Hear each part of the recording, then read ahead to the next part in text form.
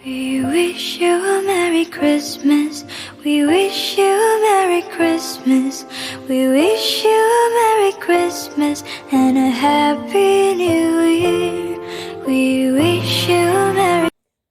Hello friends, good morning all of you. कैसे हैं आप सब? Welcome to back my YouTube channel Himachal mountain girl Priya. ठीक ही होंगे। तो आज का दिन है सब बहुत ही बड़ा, क्योंकि आज है क्रिसमस और हमेशा 25 दिसंबर को ही क्रिसमस होता है। तो क्रिसमस की आपको बहुत सारी शुभकामनाएं, बहुत सारी बधाइयाँ, क्योंकि कई लोग क्रिसमस बड़ी धूमधाम से मनाते हैं। तो जो खासकर क्रिश्चियन होते हैं, तो हम लोग तो नहीं मनाते क्रिसमस। तो इसलिए आप लोगों को बहुत बहुत शुभकामनाएं सबको मेरी तरफ से, और यूट्यूब चैनल को भी मेरी तरफ से बहुत बहुत शुभकामनाएं क्रिसमस की।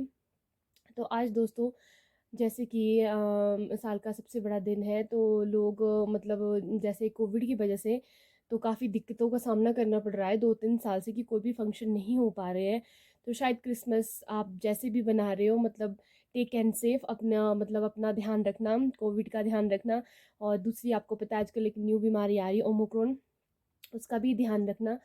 तो मुझे तो जाना है खेत, क्योंकि मुझे करने हैं खेतों में काम। मैं तो कहीं बाहर नहीं जा रही हूँ। और क्योंकि आज हस्बैंड भी घर पे हैं, और मुझे खेतों में जो मेरा, आपको पता ही है, मैंने आपको पिछले ब्लॉग में बताया था कि मेरे जो खेतों का काम है वो अभी पेंडिंग पड़ा हुआ है। तो आज हस्बैंड घर पे थे, तो सोचा क्यों ना, मौसम भी ठीक है, वैसे आज 25-26 को मौसम ख़राब दिया था, पर मौसम भी ठीक है। तो हमने सोचा क्यों ना हम 1-2 दिन में ये खेतों का काम है उसको कंप्लीट कर दें। तो सोचा आज इसको भी कर देते हैं। तो फाइनली अभी तो मुझे पहले ब्रेकफास्ट बनाना है, तो मैं ब्रेकफास्ट बना रही हूँ बैंगन का भरता, क्योंकि बैंगन 3-4 दिन से इतने, मैंने सोचा कि सड़ जाएंगे अंदर, तो मैंने सोचा क्यों ना मैं इसका बैंगन का भरता बना दूँ, क्योंकि मुझे बैंगन की सब्ज़ी तो बिल्कुल भी पसंद नहीं है। तो मैं जा रही हूँ ब्रेकफास्ट बनाने। तो चलिए आपको मैं दिखाती हूँ कि बैंगन के भरते की रेसिपी आपसे शेयर करती हूँ, कि किस तरह से बैंगन के भरते की रेसिपी होती है। क्योंकि हर घर में, हर औरत का या जेंट्स का, जिसका भी है, मतलब सबका बनाने का तरीका अलग अलग होता है। तो मेरा तरीका कुछ इस तरह से है, शायद आपको पसंद आए या ना आए, चलो फिर भी कोई बात नहीं, फिर मैं आपसे शेयर करती हूँ। तो चलिए बनाते हैं बैंगन का भरता। आप देख रहे हैं कि मैं बैंगन गैस पे इस टाइम भून रही हूँ। ये मेरा भून के बिल्कुल कंप्लीट हो चुका है। तो चलिए बताती हूँ आपको मैं इसके आगे की रेसिपी। तो हमने क्या करना है, जो ये बैंगन के बाहर का जो ये जला हुआ सा पोर्शन है, इसको निकाल देना है। हमने अच्छे से रफ़ कर देना है, ताकि मतलब जब हम बैंगन का भरता है तो उसमें जलने की स्मेल ना आए। तो इसे हम अच्छी तरह से, जो इसका छिलका है, हमने उसको उतार देना है।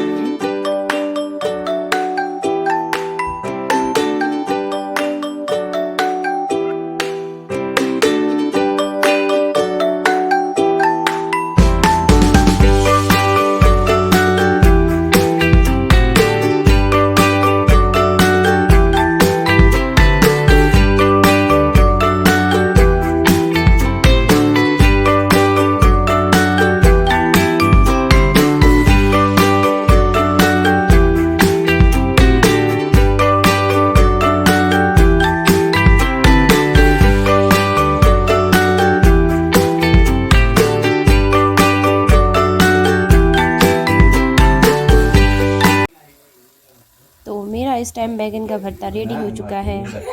तो हम चल पड़े हैं खेत के लिए, और ये है मेरे हाथ में इस टाइम ब्रश, ग्लव्स, और चलो बेटा गिरना मत आपने।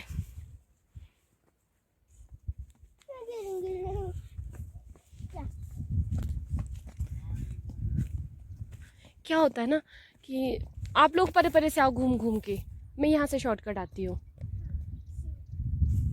हाँ, तो मैं बता रही थी कि एक्चुअली क्या होता है कि हमारे पास जैसे मतलब नेपाली थे, तो दिवाली के बाद से वो घर चले जाते हैं मैक्सिमम नेपाली।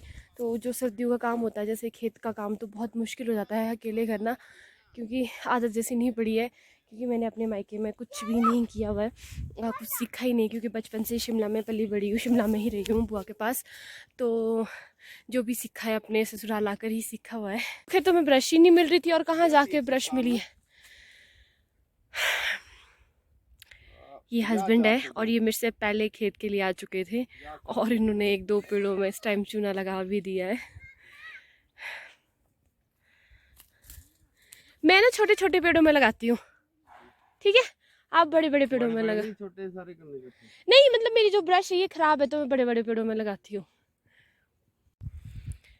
ये जैसे कि आप देख रहे हैं इस टाइम हस्बैंड लगा रहे हैं इसमें तनों में चूना। किस चीज़ का पेड़ है ये? हाँ बोलो ना, किस चीज़ का पेड़ है? रॉयल, ये रॉयल का पेड़ है। बड़े गुस्से से बोल रहे हैं, रॉयल का पेड़ है।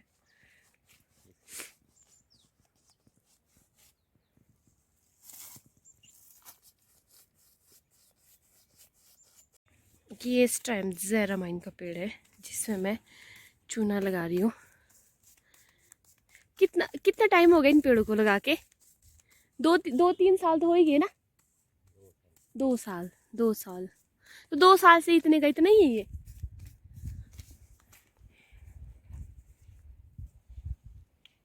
टू ईयर्स का पौधा है ये, 2 साल का पौधा है ये। और ये वाला भी ज़ेरामाइन है, ये भी ज़ेरामाइन है।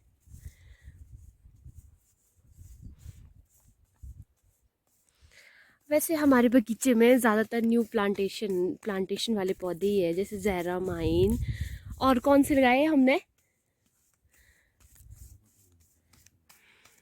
ये आप देख रहे हैं इस टाइम मौसम पूरी तरह से ख़राब हो रहा है।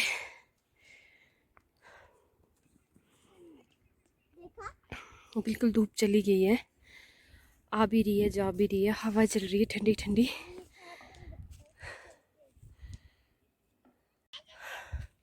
अभी दोपहर के 12:30 बजे हैं और मैं जा रही हूँ लंच बनाने घर, क्योंकि दिन का लंच करना होगा, भूख लगने लगी है। और मौसम भी पूरी तरह से ख़राब हो चुका है, जैसे कि आप देख रहे हो। अभी बिल्कुल धूप आ भी रही है जा भी रही है, ठंडी ठंडी हवाएं लगी हुई हैं। शायद स्नोफॉल हो भी सकता है, नहीं भी हो सकता है, क्योंकि मौसम कुछ और कहता है और नेट कुछ और बोलता है। मैक्सिमम दुनिया नेट पे ही चलती है, अब नेट पे ही देखा जाता है क्या नहीं है।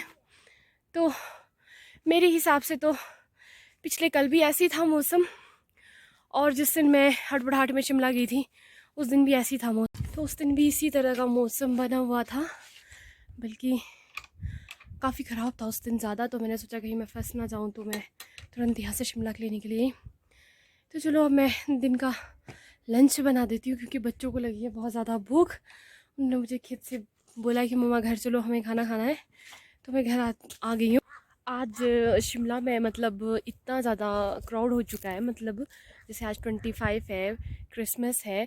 तो क्रिसमस पे ऐसा होता है शिमला में कि टूरिस्ट इतनी दूर दूर से मतलब इतना पैसा खर्च करके शिमला आते हैं, हिमाचल प्रदेश में आते हैं स्नोफॉल के लिए, ताकि 25 को स्नोफॉल होता ही होता है क्रिसमस पे।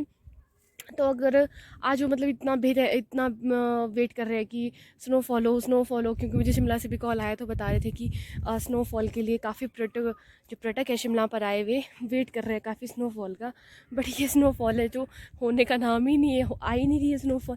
तो बेचारे जैसे इतने दूर से आते हैं, पैसा खर्च करके आते हैं कि चलो स्नोफॉल देखनी होती है उन्हें, क्योंकि जमी हुई तो सब देखते हैं, वो गिरते हुए देखना चाहते हैं।